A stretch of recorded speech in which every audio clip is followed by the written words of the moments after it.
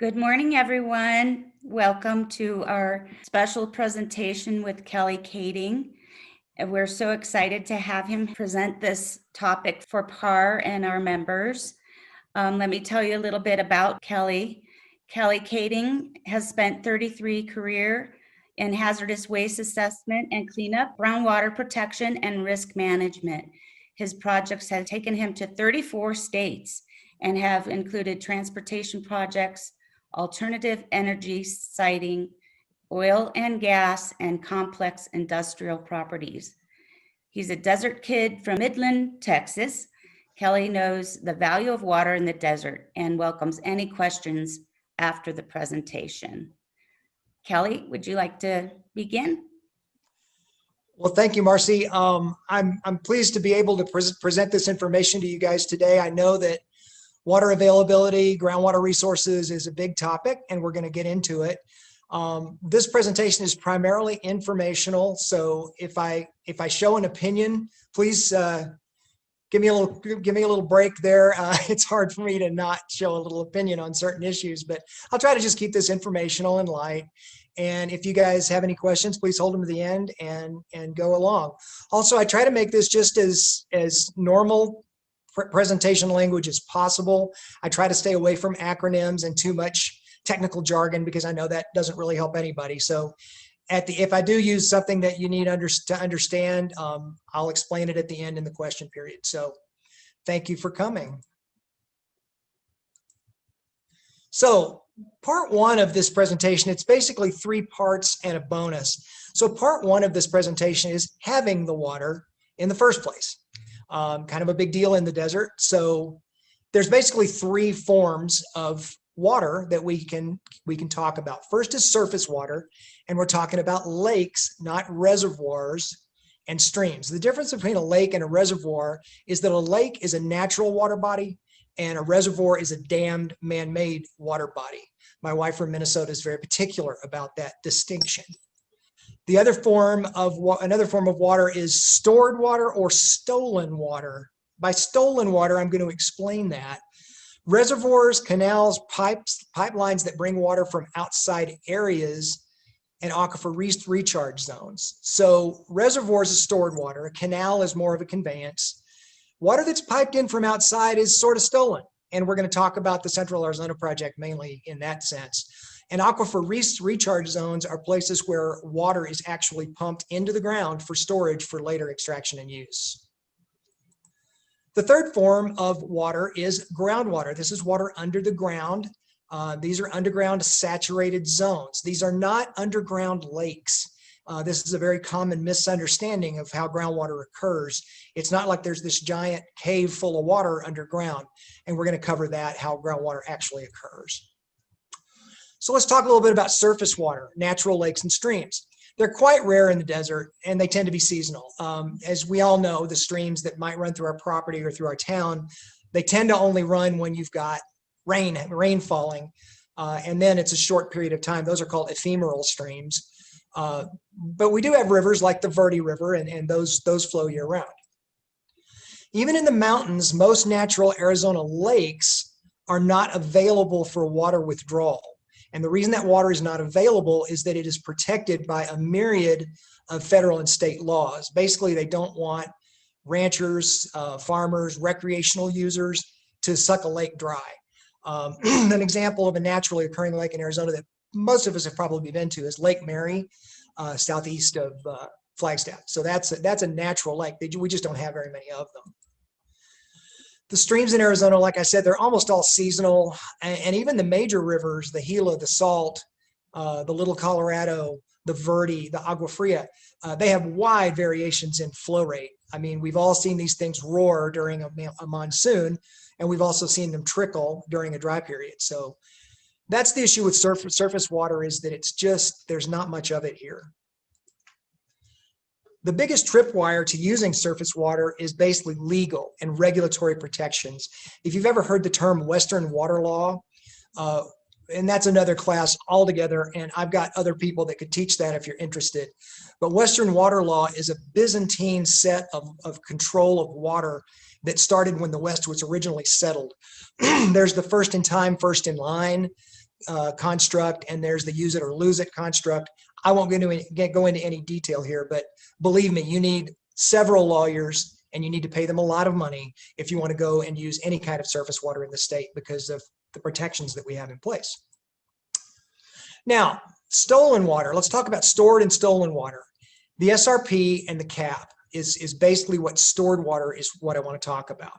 The best example is the SRP reservoirs, like Roosevelt, Apache Lake, the lakes below that were built from 1912 through about 1950.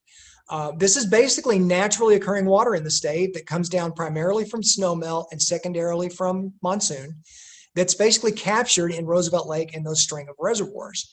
Before that, the river used to flood horribly. I mean, Phoenix and Mesa would just get, wiped by floods periodically. Thank goodness there was hardly anybody living there before 1912. But basically, the SRP reservoirs catch and hold, they store water for later use, usually down in the valley. Now, Lake Pleasant is a little bit different. Lake Pleasant is not, it's not an SRP reservoir. It's basically owned by the Central Arizona Project. They basically pump water out of the Central Arizona Project canals and pump that water into Lake Pleasant. It's basically a big bathtub that just holds water. This water can be used for urban, industrial, agricultural use, all the things we use water for. The big drawback with stored water is that these reservoirs are the last ones we will see in our lifetime.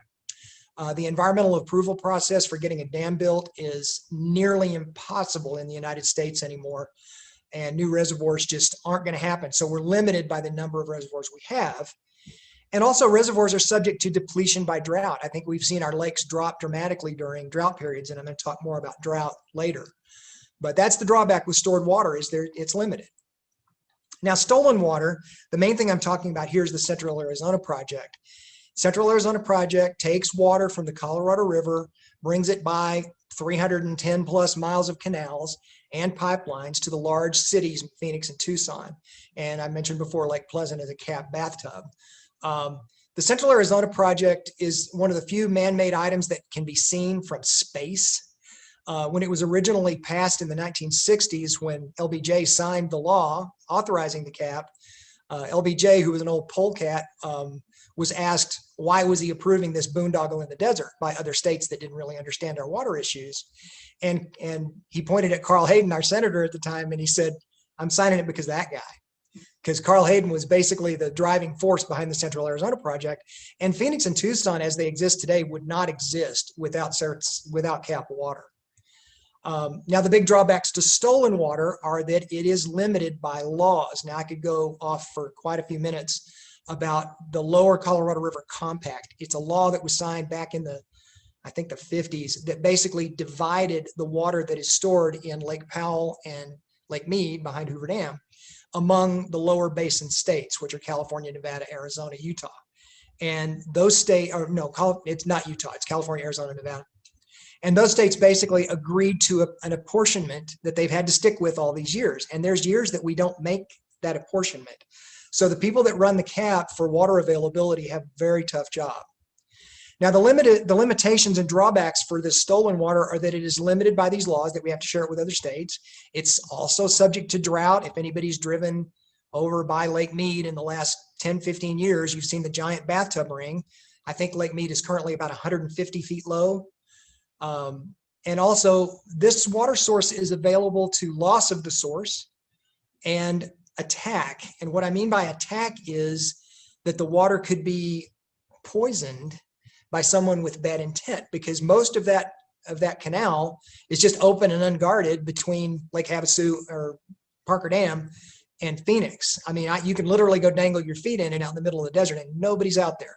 So if a bad person wanted to drop poison in the canal, you'd have a bunch of people dropping dead in Phoenix before anybody knew what was happening. I don't mean to scare you, but that is a drawback of a stolen water that comes to you through a canal, is it is vulnerable. Now, the third type of groundwater that we mentioned is groundwater, and this is the go-to source for water for most of the state. Groundwater is highly variable in depth, water quality, and occurrence. Some areas have none. I mean, there are areas of the state where you can drill 50 wells and you'll never have any water. And there are other areas, fortunately, like Yavapai County, that have a fair amount of groundwater that's available for withdrawal. Now, groundwater is more difficult to obtain, and that means that you have to get the water rights for it. That's a legal step. You have to drill the well and complete the well, which can be quite expensive. You have to install pumps, and you have to have power to the pumps, and you have to maintain the pumps. And then you have to have piping from your well to the point of use or to a large water treatment plant.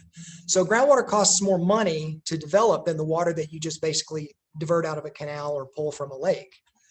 Groundwater is also vulnerable to drought. We're going to talk about that in a minute. Regulatory changes can certainly affect groundwater availability. And groundwater quality can be degraded. It can be contaminated. That's going to be a topic of my next presentation, which is about hazardous waste issues and how they can affect your properties. And as I mentioned before, you've got recurring maintenance costs for groundwater. Now, these slides I borrowed from with the good graces of Dr. Ed Wolf. He's a consulting geologist for the Citizens Water Advocacy Group, and he allowed me to use these basic slides about groundwater, and I want to thank him for that. Now, you'll notice right in their name, Citizens Water Advocacy Group, they advocate for a certain position. I'm not here to advocate anything, but they definitely have a position that they're trying to point out. And I'm not really going to go there. I'm just going to use these slides as illustration of what groundwater is. This is one of the best illustrations I've ever been able to show anybody on what groundwater is. So you go to the beach in Newport, you're out there with your kids, you dig a hole and you go down a couple of feet and voila, the bottom of it is full of water. And it's at the same level of the average sea level at the beach there. This is kind of a good model of how groundwater actually occurs in nature. It is not a lake of water underground. It's basically we call it interstitial water, and that means water in the pores between the grains of sand in this example. So that's what groundwater is all about, and it's not, like I said, a giant cave full of water. So how that water moves, this is a nice little illustration. Above you can see a cross section, and you've got the unsaturated zone, which is basically the drier dirt with trees in it. And then you've got what people call the water table, which I don't like that term because it can be misleading, but basically that's the point at which the underground sediments are saturated. And then you've got the saturated zone, and that's where your groundwater is. Now, as you go to the right in that example, you eventually get to a point where the groundwater level crosses the surface water of the soil, and that's where you can have a lake or a stream. And that's the way that water actually enters most lakes and streams, from groundwater. The bottom is really an interesting thing to understand in Arizona, because he's got creviced rock air and gravel as the examples. Okay, creviced rock, the example I'll give to you for that is Flagstaff. Flagstaff's got these old volcanic basalt flows, which is basically fractured hard rock. We also have that in Prescott with the granite that we have here. So the water will get down into the cracks in the granite, but the cracks are not well connected. So if you try to put a well in and pump from a creviced source, you're not going to get very much delivery of water because they aren't connected, and so the water can't move.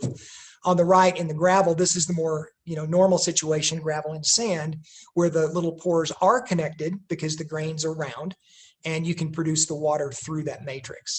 So I just wanted everybody to kind of get an understanding of what groundwater does and is. This one takes it one step further and shows you a cross section that shows you a mountain, and it shows you an alluvial fan. That's the yellow. That basically means the sand and sediment that came off the mountains. And you've got bedrock below that. So it's like a basin that's got sand in part of it. And that's what the water table does. And you've got a recharge zone, typically closer to the mountains where the sediment starts, where water coming off the mountain will actually go underground. And so that's how water gets recharged into the subsurface. This is a partial picture of our area. What you're seeing here is the Verde River Basin. Okay, so the perimeters of this basin, all around it, are the high spots that the water either flows toward or away from the Verde River. For example, over in Flagstaff, if you go to the east, to the right from Flagstaff, that water goes somewhere else. It goes to the Little Colorado Rivershed generally. So the Verde River watershed, and watersheds are always shaped really strange. It's all based on the topography. But that shows you one of the river basins in Arizona that we're concerned about. In the bottom of it, you can see the two reservoirs, the artificially stored water in Horsetooth and Bartlett, that are right at the far south end of of that basin. So I just wanted you to understand that the state is made up of multiple drainage basins like this, and some are richer than others when it comes to groundwater content and availability. Now, this is the active management area. I'm going to talk about this a little bit in the next section, but this is the Arizona Department of Water Resources has got 5 active management areas, or AMAs, where they have special regulations on how you can and can't use water. The one that affects us is the, obviously, Prescott Area Management Association. It's a management area, I'm sorry. It's 485 square miles. It's a fairly large area, although when you see the map for all of the AMAs, it's one of the smallest. So this is our area. This is a 2004 map showing in red the areas that are considered urbanized or fully developed for water. Now, this was a slide that Dr. Wolf put together for the advocacy group, and this is based on data from 1940 to 94, so it's a little bit old, but it basically is showing the center point of the basin, which is the red dashed line, and it's showing the area of greatest depletion, which is the blue diagonal lines.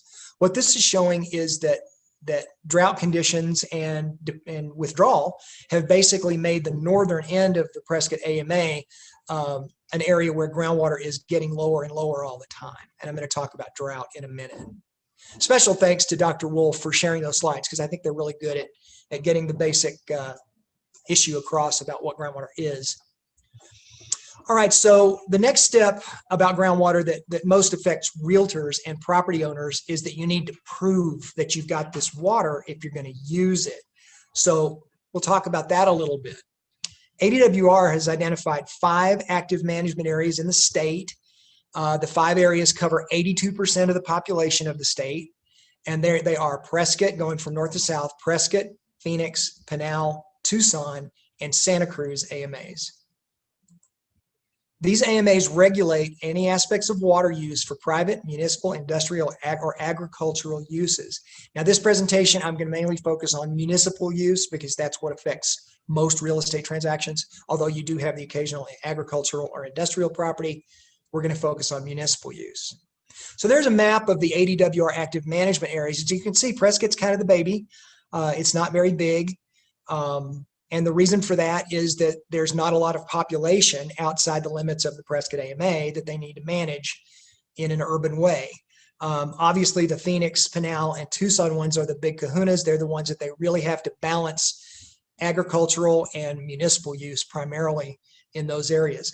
The Santa Cruz AMA, way down in the southern part of the state, is interesting because it's a separate AMA from Tucson because it operates off of a river that's one of the few rivers that runs to the north in the North American continent. Almost all rivers run to the south, east, or west. That river runs to the north, so it makes for some, and it comes out of Mexico. So that makes for some specific groundwater management issues in the Santa Cruz AMA. But the Phoenix and Pinal and Tucson AMA get the bulk of the attention, and also the regulations that AMAs follow are mostly to serve the Phoenix, Pinal, and Tucson issues, which sometimes can be problematic for the smaller ones like Prescott and Santa Cruz. There's also one out in the Harquahala Valley west of the Phoenix area, but it's not an AMA. It's called an INA, and it's basically an agricultural use only restriction, which I won't get into because that's not what we're focusing on. Okay, so to prove this 100-year assured water supply, that's how the regulation refers to it, as an assured water supply, which means you're not going to run out for 100 years at certain withdrawal levels. So regarding the development of residential lots, a developer prior to the subdivision of land must prove a 100-year assured water supply. Now, it's basically done with groundwater data and modeling in Prescott and Santa Cruz.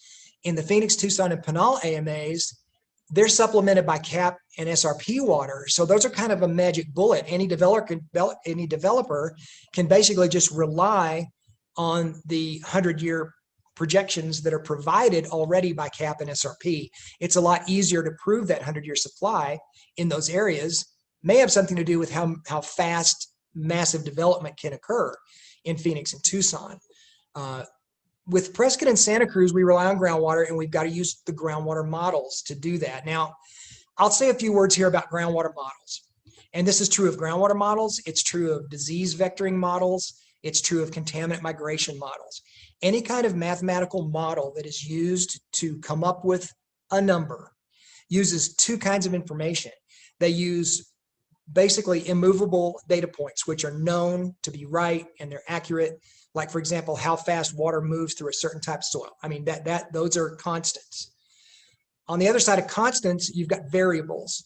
And that's where models of any kind can get tricky, because depending on what your side might want to advocate, for example, CWAG, for example, their models tend to show that we're going to run out of water really fast if we keep developing at the rate we are. Developers' models are the opposite end of that scale. They may tend to show that we've got lots of water, don't worry about it, we can develop forever. I'm exaggerating here, but that's kind of where any kind of predictive model, disease, climate, groundwater can be torqued and twisted and tweaked just a little bit to give you a different answer. The reason I go into this detail is that, you know, the old saying that everybody's throwing around right now, trust the science. Well, as a scientist, I can tell you, you need to know how that sausage is made. You need to know how that model was developed and how they tweaked their variables. If you've ever been to a meatpacking plant and you go and say, well, you've seen one sausage, you've seen them all. Oh no, you can change one or two ingredients in the sausage mix and you've got bologna. Change a couple more ingredients and you got kielbasa. Change another couple of ingredients and you've got blood sausage. Ooh. But basically that's the story with models, is that they're not an absolute. And just because a smart sounding person that's run a model says, here's what it's going to be, understand that there's variability in groundwater models. So I wanted to throw that out there. Now, non-subdivided properties, I'm not talking about, a developer that's coming in and building 1,000 homes. I'm talking about individual homes, small ranches, things like that.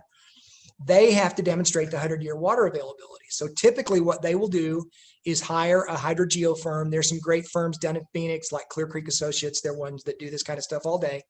And they basically run tests on your well, or they'll run percolation tests and basically come up with models that tell you that, yes, I've got 100-year availability. Now that's if you're going to have a well on your property on a non-subdivided property that you've got water rights to and is going to develop more than 35 gallons a minute. That's the level at which you're exempt from having to prove the 100 years. So if I, build my house out there and I'm not going to run a lot of cattle on it, I'm not going to grow hay, it's just basically for private use, I'm going to set up my well to pull maybe 20 gallons a minute. That way I don't have to go through all of the rigmarole to get an approved system from the Prescott AMA from ADWR. However, most people that are going to buy those kind of properties are going to water livestock, or they're going to water crops or something like that. And they do have to go ahead and go through the same 100-year groundwater modeling approval process that a developer does. So that, I just wanted to point out that there is that exemption.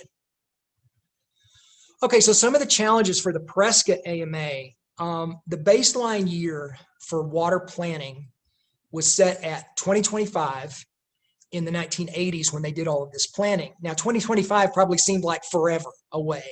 So they made a lot of assumptions. They made a lot of population and groundwater withdrawal need assumptions in the 80s, which we've pretty much blown up because the Prescott area, the Quad City area, has grown a lot faster than what they had expected. So the amount of groundwater withdrawals and assumptions that were made in the plan, the original plan, some of them aren't so great. So basically, we're getting to the point where they're going to get ready to start revising the plan soon, or they're already in the early stages of that. So that's why you see a lot of activity with groups like CWAG or other groups, which are really trying to get their message out there so that when ADWR comes in with their new plan that does have a large public input component to it, they'll be able to come up with something that's workable and that, they don't have to revise again in 10 years. So anyway, that plan is coming up for review. That's another reason why you're hearing a lot about this. Of course, the biggest issue that everybody talks about here is the possibility of buying water from the Big Chino Basin, which is probably the richest part of the Prescott AMA in terms of pure water content. There's a lot of water up in the Big Chino Basin.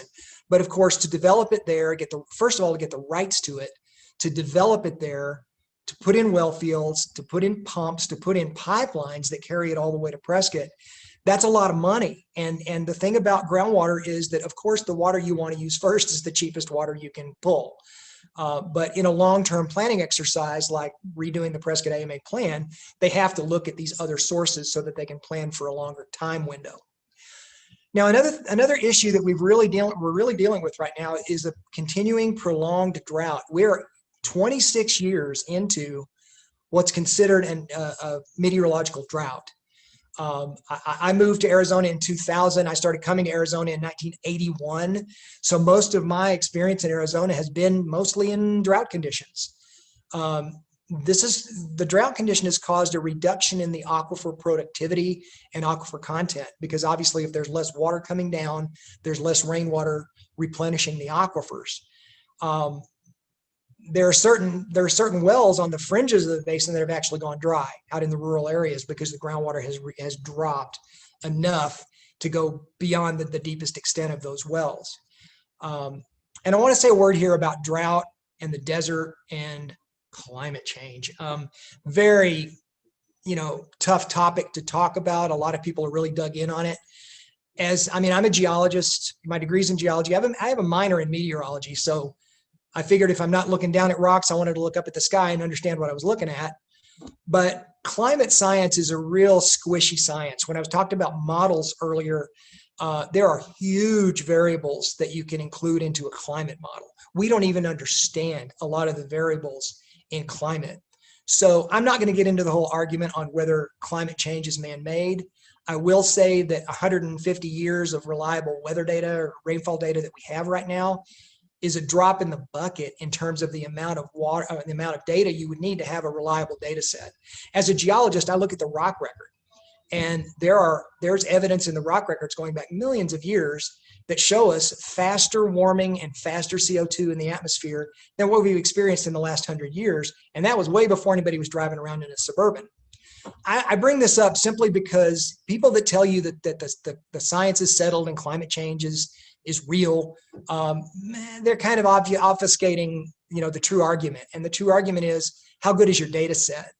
The example for that I'll give is that between Thanksgiving and Christmas every year, I gained 10 pounds. So if you only looked at, November 30th through December 30th every year and extrapolated that data out 7 years, I'd weigh 600 pounds. That doesn't take into account in the Kelly's Getting Fatter model that I lose weight every spring. And so there's buffering activities that go on. So that's my argument about, the whole climate change thing, is that I don't think we have enough data. We're not going to know for 500 years if we're really affecting it with our activities. And I don't care about that for this presentation. That's another argument for later. What does ring true is that the climate changes all the time. That's what the climate does. We've seen it in the last 30 years as we've gone from a very, rich rainfall amount in the early 90s to, starting in the late 90s, a fairly severe drought. Arizona experienced very severe droughts in the 30s during the Dust Bowl years. That wasn't just Oklahoma, that was Arizona too. And then a really sharp and serious drought was the 50s. Your parents, or maybe some older people that can actually remember when there was no rainfall for more than a year at a time in the 1950s. However, sprinkled in these general periods of drought, we've also had a few unbelievably rich water years. The example I'll give is 1983, which was crazy wet. It was the year I graduated from college. I took a trip to Hoover Dam. It was the first time I'd ever seen Hoover Dam.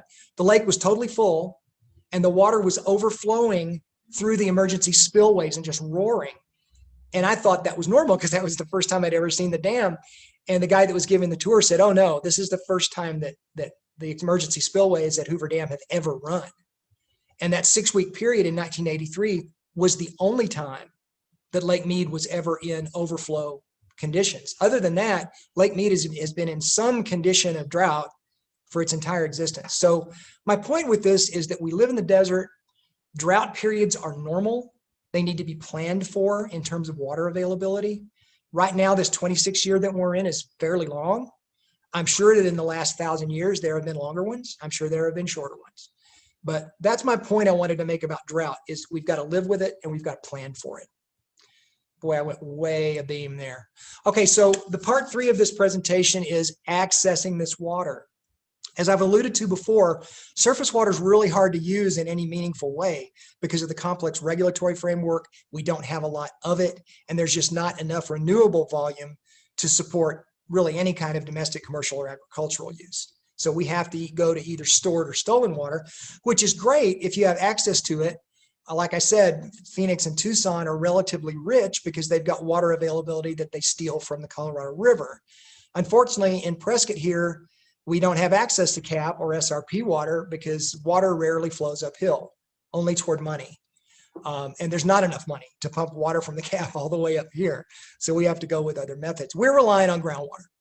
And that's generally accessed through municipal well fields or private wells, and it's delivered through pipelines. And that's the reality of what we live with water availability. So challenges for water systems: municipal water systems have to meet the 100-year assured quality supply criteria that I've mentioned before. The wells are regularly tested for flow and drawdown and quality, and they use groundwater models to predict supply. And that changes from year to year. As the groundwater drops, you have less of a longer term supply. So that's something that's monitored very closely for municipal water systems. Private wells are also subject to the same problems that municipal water wells are, with drought and groundwater dropping. Agricultural use, contamination. Stay tuned for my next presentation because I've done an awful lot with groundwater contamination. And pipe system degradation can affect water quality. We've all heard about Flint, Michigan. What happened there was they had an older water system that had a lot of lead pipes and lead solder. And the lead wasn't a problem when they used their well water because the pH of that well water was such that the lead didn't mobilize into the drinking water. Well, without asking anybody, the city of Flint decided to switch to lake water because they had the local availability to switch their intakes from wells to the lake, and it was cheaper to go to the lake. Well, what that did was it changed the pH of the water in the pipes and mobilized all that lead, and nobody caught it for 10 or 15 years. So you had a lot of people getting lead poisoning and lead exposure in Flint, Michigan, and it was just something as simple as changing the water source. So that's something you always have to be diligent about, or your local water provider has to be very diligent about the pH and the quality of their water. And then aging pipes and water treatment facilities are a major cost item. All of these things have limited design lives. A water treatment plant, 50, 60 years is typically what they're designed to last. The CAP, the Central Arizona CAP Canal, those were originally designed to be 50 to 60 year wear items, and they were built in the early 70s. Do the math. At some point, all of those CAP canals are going to either need to be lined or re-poured. That's a huge expense, and I can tell you right now, they're not putting enough money aside for that kind of thing. Same is generally true with municipalities. They just milk that old water treatment plant as long as they can and sort of keep it running until one day it's like, oh boy, we need to put out a bond for a multi-million-dollar new water plant. So that's an issue to deal with as well. It's a major cost to replace a municipal well or a water treatment plant. It's big money. All right, so this is my bonus. This is my feel-good part to end the presentation. I've been talking about all these scary things like drought and lawsuits and water availability. But there's something we can all do to extend our water supply and limit the demand stress on the aquifer, and this is conservation. There are places that have forced conservation. Most conservation that people do is voluntary, and it is, uneven. I mean, I do a lot of it. Some example is personal conservation, or like shorter showers. And I'm not talking about a Navy shower every time you get in the shower. I'm talking about maybe making your shower 2 minutes shorter. Maybe turning the water off while you're soaping your hair. I mean, simple things like that. Only run the dishwasher or the clothes washer when you've got a full load. Obvious stuff. Turn off the water while you're shaving or brushing your teeth. Some people laugh at that, but honestly, if everybody in Prescott did that, it'd be a substantial amount of water savings. They really add up. Now, landscaping takes a huge percentage of municipal water. And I'm not talking about golf courses. That's a separate issue. I'm talking about your lawn out in Prescott Lakes that is grass, and you got to water the bejeebers out of it to keep it green. Landscape water use is huge. Consider xeric plantings or plants that don't require a lot of water, or you can put in a rainwater collection system. I just did that at my house. I put in 2 tanks. They basically take the water straight from the downspouts, and I'm storing 300 gallons of water, which is enough to keep the gardens watered in between rain events. So there's a lot you can do voluntarily. And if you don't do these voluntary things, I don't know if I've got any Seinfeld fans out there, but if you remember the episode that the city of New York was going through and putting in low flow shower heads to limit water use, and it played hell with Kramer's hair. So that was kind of a funny episode. But there's a lot of places in the country where forced water conservation measures are put in place, and it's kind of a loss of your freedoms and a loss of using a resource you pay for. So anyway, conserve when you can. I'll be an advocate for that. I mean, I'll step off my non-opinion train here and just say, do what you can, just to save water. And get informed, like I said, with groundwater models in particular, as they come up with the new AMA plan, you need to understand how that sausage is made. So understand groundwater models, understand the issues, and understand there are parties out there that feel very, very strongly about one position and parties that feel strongly about another position when it comes to water use, because without water and electricity, the desert's a really hard place to live. I felt like I went really fast, but I'm right at 40 minutes after the hour. So I wanted to leave plenty of time for questions. I'm sure you have questions for me. I'll try to answer them. And if I don't know the answer, I'll tell you I don't know the answer. So I'll open it up to questions.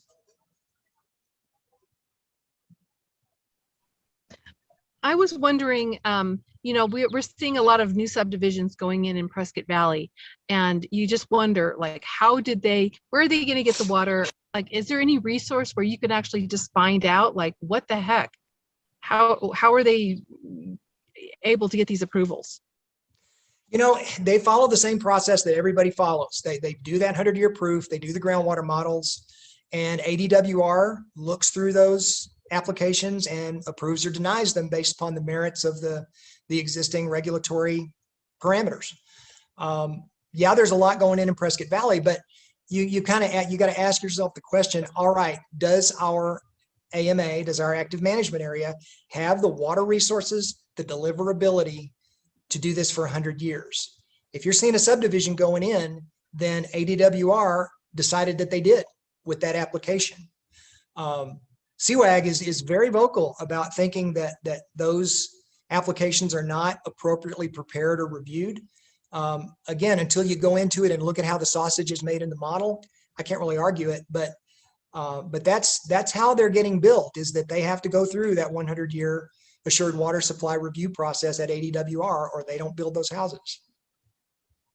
Well, from my point of view, they jockey the numbers around depending on if the old philosophy is, where you stand is where you sit.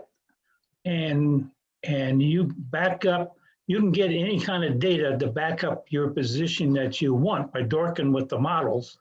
Because I used to work models for a living at one time, and most of the models that they use for water have never been really validated by independent sources. So it's like statistics. You want the answer? Okay, here's what I'll do. Yeah, and I agree with you that the models, like I said before, models have got lots of variables in them that can be tweaked to get to a certain answer that you want to see. There are people that are very, I would say, cynical that since the Arizona legislature is owned by developers, we've heard that for decades, that they're going to put pressure on ADWR to approve permits because they want to build more houses. The regulation is not written that way. The regulation is written that you've got to meet it, but where that rubber meets the road is exactly what you're talking about, is in the models themselves. People can get anything out of a model that they want. It just depends on how good of a consultant you want to hire and how good of lawyers you want to hire. But again, ADWR tries to see past that. ADWR goes into that sausage making process on these models to make sure that they are reasonable. Now, reasonable is one of those lawyer wiggle words, which reasonable to you might not seem reasonable to me. So that's the issue. But you make a great point that the models can be manipulated to come up with an answer you want to see. And the reality of it is there is no particular correct answer. So many of the things about groundwater are variable from day to day. So as a geologist, I can tell you that we like to say that we can predict where the ore body is going to be, or where the petroleum reservoir is going to be, or where the water is going to occur, but we don't know until we actually do it. It's an educated guess on its best day. So that's what the models do, is they try to take out as many of those variables or narrow them down as much as possible. But there's still always a range with a model. Good point. Yeah, it's an educated wag. I'm sorry? I said it's an educated wag. Exactly. And again, it depends on how good your consultant is that you hire. But like I said, ADWR has got their process that they follow. So if you see rooftops going in Prescott Valley, ADWR approved the water for those rooftops. Can you give us a case of where they've actually turned down? Because I've never seen it. I'm sure they have. The one example that I do know of is through a friend who is a water lawyer in Nevada. And there have been several occasions around Las Vegas where they have had to turn down developer applications. And Vegas is a simpler situation than we have here, because in Vegas, it's Lake Mead. I mean, there is so little groundwater available in Southern Nevada that you just have to prove it through Lake Mead. And with Lake Mead's water level dropping so dramatically, the Nevada Water Quality Board, or whatever they call it over in Nevada, that's the equivalent of our DWR, I do know that they've denied permits. Developers in Nevada have the option to go ahead and build houses and put in a trucked tanked water supply. I don't know about you, but I'm not going to buy a $500,000 house that is operated on just by a tank that somebody else says, yeah, we'll keep it full. But that's the only example that I can think of. I haven't done enough of it in Arizona here to see it, but I'm sure there are cases where they've turned it down. I know in Santa Cruz, down in the Santa Cruz AMA, they have definitely turned some of them down, and that's actually limited the growth rate of Green Valley. If anybody's ever been to Green Valley, it's this retirement community. It's lush, it's green, it's beautiful, it's over landscaped, and it's between Tucson and Nogales. And the Santa Cruz AMA just started saying no, because the developers of Green Valley just kept wanting to go bigger and bigger and bigger because they had great demand for that area. So that's an example I can give you that's not in the Prescott AMA. Kelly, I have a question. Sure. There's a form in our real estate world, the additional clause addendum with the water clause in there, and it deals with the adjudication. Do you know anything about that? And can you speak to that? My wife is the realtor. I would have to defer to her. Some of you know Jana. She's totally up on all the forms and would have to be included in them. So I think if it's an adjudication form, it basically is just making it clear to the buyer what the process is if there's a problem. But again, I'm not positive. I haven't read that form. Yeah, it has to do with like the statement of claimant. I've just been seeing more and more of them come down. I mean, do you know what that adjudication is? I've heard it's between like the state and the native lands, and they're kind of vying for water rights.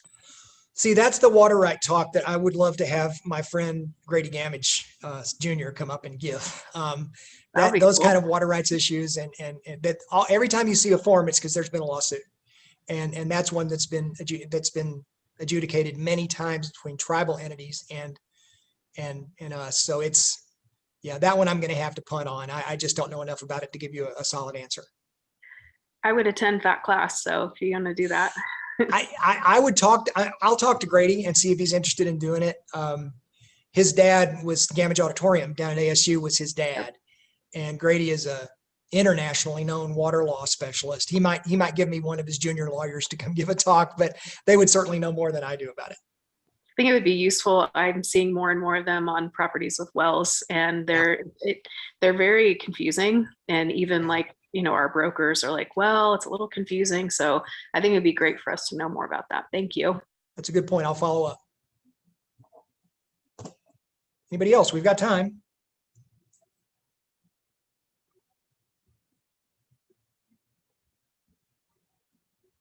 All right. It doesn't sound like we have any more questions. So should I hand it back to you, Marcy?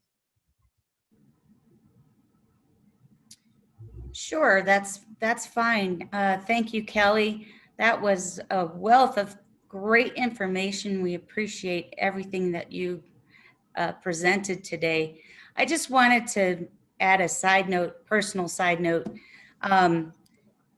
My husband and I live out here near Groom Creek, and we're on well water out here. And we found that we use timed water heater on our water heater. Okay, we time it so it comes on right before we take our showers, so we don't have to run our water for 2-3 minutes before it gets hot. We time it at night as well. So that's something that everybody else might be thinking that would be good for them to attach that. It's relatively inexpensive. I think it's $60 at Home Depot. There's also low flow shower heads and low flow toilets and things of that nature that y'all might be thinking about if you wanted to conserve. I thought that was a very good point in this presentation. But this was just fantastic. I can't wait for your next one. We're going to do contaminated water presentation with Kelly next month, May 4th at noon. And you can sign up through the official PAR calendar. It is free, once again. So do that now while you're thinking about it. Sign up for that, and we'll see Kelly in a month. But we really appreciate your time and all the wealth of pertinent information.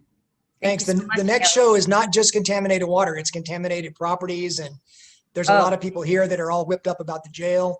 That's an example, but I've got some examples of contaminated property transactions that will curl your hair as realtors. So that's my little teaser for next month's show. Excellent. Can't wait. Well, thank you all for coming. If there's no more questions, we'll let you all go and help you have a happy and healthy Easter with your families.